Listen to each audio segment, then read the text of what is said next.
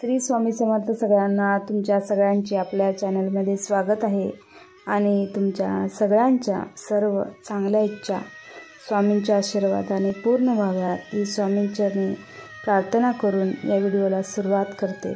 तर आजच्या व्हिडिओमध्ये मी तुम्हाला कुलदेवतेची कृपा होण्यासाठी कोणते उपाय करायचे आणि कुलदेवता म्हणजे काय आणि त्याचे महत्त्व काय त्याविषयी मी थोडक्यात माहिती सांगणार आहे।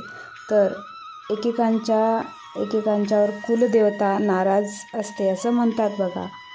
मग आपली जर कुलदेवता नाराज झाली तर अनेक संकटांना आपल्याला तोंड द्यावे लागते आणि जर या कुलदेवतेला प्रसन्न करायचे असेल तर काय करायचे त्याबद्दल मी तुम्हाला सांगणार आहे। तर कुलदेवता जर आपल्यावर नाराज झाली तर कुलदेवतेला प्रसन्न करण्यासाठी घरामध्ये आपण एक नारळ आणायचा आणि तो नारळ पूर्ण सोललेला पाहिजे आणि त्याची फक्त शेंडी ठेवायची आणि आपल्या देवघरासमोर एक पाट ठेवून त्या पाटावरती तो नारळ ठेवायचा आणि त्या नारळावर 4 कापूर ओढ्या ठेवायच्या आणि त्या पेटवायच्या। जोपर्यंत कापूर पेटत राहील तोपर्यंत एक मंत्र म्हणायचा। तो मंत्र म्हणजे असा आहे बघा, ओम चैतन्य कुलदेवता जागृत जागृत जागृत स्वाहा। ओम चैतन्य कुलदेवता जागृत जागृत जागृत स्वाहा असा 108 वेळा मंत्र म्हणायचा। आणि तर कुलदेवता या शब्दाचा नेमका अर्थ काय, तर कुल आणि देवता या 2 शब्दांनी मिळून कुलदेवता हा शब्द बनला आहे। कुळाची देवता ती कुलदेवता। या देवतेची उपासना केल्यावर मूलाधार चक्रातील कुंडलिनी शक्ती जागृत होते, म्हणजेच आध्यात्मिक उन्नतीला आरंभ होतो। ती देवता म्हणजे कुलदेवता असं पुराणात म्हटलंय। कुलदेवता ज्यावेळी पुरुष देवता असते त्यावेळी तिला कुलदेव आणि जेव्हा ती स्त्री देवता असते तेव्हा तिला कुलदेवी म्हणून संबोधले जाते। तर प्रत्येकाची कुलदेवी आणि कुलदैवत असते बघा। वर्षातून एकदा तरी आपण आपल्या कुलदेवाला किंवा कुलदेवीला जाऊन यायला पाहिजे, तिचा मानसन्मान केला पाहिजे, तर आपल्या घरावर येणारी संकटे येणाऱ्या अडचणी दूर होतात असं म्हटले जाते बघा। तर आपला कुलदैवत कोण असतात, कुलदैवत हे आपल्या कुळाचे व वंशाचे संरक्षण करणारे दैवत असतात। बहुतेक करून कुळाचे पूर्वज ज्या ठिकाणी पूर्वी वास्तव्यास होते त्या प्रदेशानजीकच्या परिसरातील प्रसिद्ध दैवत हे प्रामुख्याने त्यांचे कुलदैवत असते। त्यासाठी वर्षातून एकदा तरी आपण कुलदेवी किंवा कुलदैवत याच्या स्थानी जाऊन दर्शन घ्यावं असं म्हटलं जातं।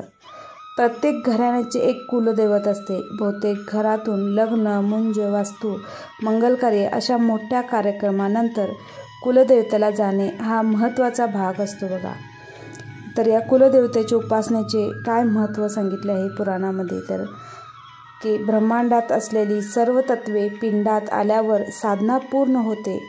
श्री विष्णू, शिव आणि श्री गणपती यासारख्या देवतांच्या उपासनेने त्या देवतेचे विशिष्ट तत्व वाढते, परंतु ब्रह्मांडात असलेल्या सर्व तत्वांना आकर्षित करण्याचे केवळ कुलदेवतेच्या जपात आहे। त्याचप्रमाणे कुलदेवता ही पृथ्वी तत्वाची देवता असल्याने तिच्या उपासनेपासून साधनेला आरंभ केल्यास उपासकाला कोणताही त्रास होत नाही। ज्याच्याकडे कुलदेव आणि कुलदेवी दोन्ही असतील त्यांनी कुलदेवीचा नामजप करावा असे म्हणतात। तर आपले कुलदैवत बघा आपल्यावर येणाऱ्या अरिष्टापासून कुळाचे रक्षण करतात अशी समजूत आहे। त्यामुळे जर आपल्याला कुलदैवत ठाऊक नसेल तर ज्या देवावर आपली श्रद्धा आहे त्या देवाचे नामस्मरण करावे असंही म्हणतात। तर ग्रामदेव आणि कुलदेव आणि इष्टदेव असे हे वेगवेगळे आहेत बघा। ग्रामदेव म्हणजे आपल्या गावाचे दैवत आणि कुलदेव हे आपल्या कुळाचे आणि इष्टदेव म्हणजे आपल्याला जे आवडणारे ते।